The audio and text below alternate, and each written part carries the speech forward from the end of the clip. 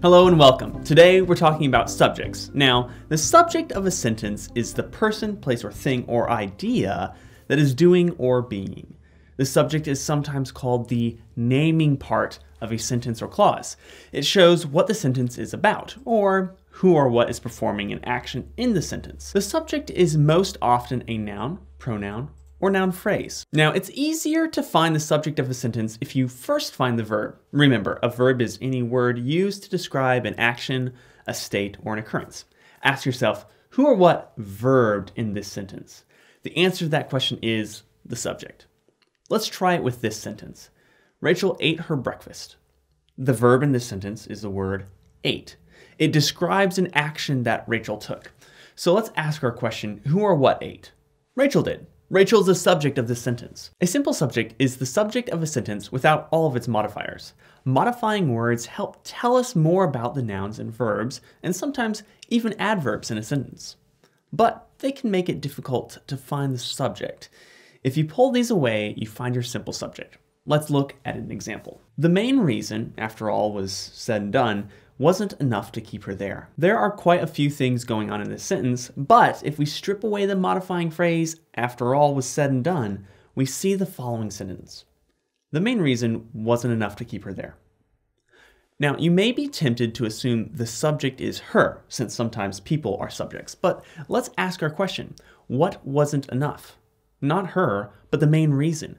Reason here is the simple subject. Sometimes a simple subject can be a phrase rather than a single word. That's when things get a little more complicated.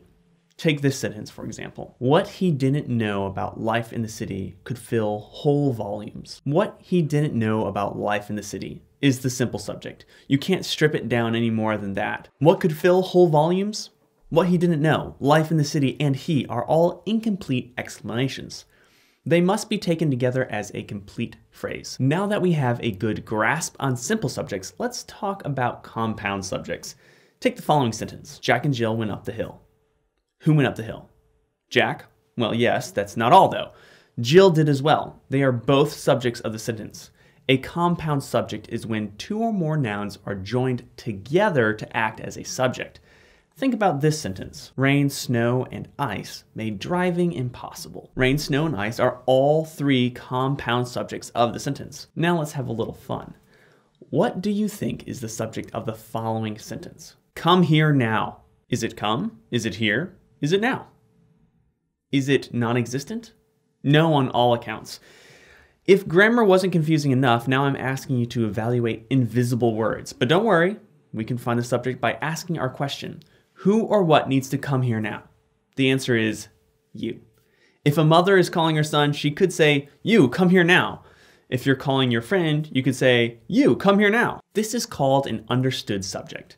Often the subject of a command, order, or suggestion, you, is left out of the sentence. Strong and well-placed subjects make for strong writing. Avoid beginning sentences with the word there.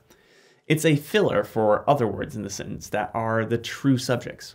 Look here. There are my shoes on the floor. In this sentence, there looks like the subject, but in reality, the word shoes already fills that role. There only adds words and makes the meaning less clear. We can clean the sentence up this way. Shoes are on my floor. Avoid mixing up the order of your subjects and verb phrase in this sentence. Take a look at this example. The plumber is Ben. This sentence would mean the same thing if you said, Ben is the plumber. But as it is, the subject is inverted and confusing. In general, it's best to write with a clear subject followed by the verb phrase that describes what the subject is doing. And don't forget, if you're having trouble finding the subject in a sentence, just find the verb and find out who or what is connected with that verb. That's all for now. Thanks for watching, and I'll catch you next time.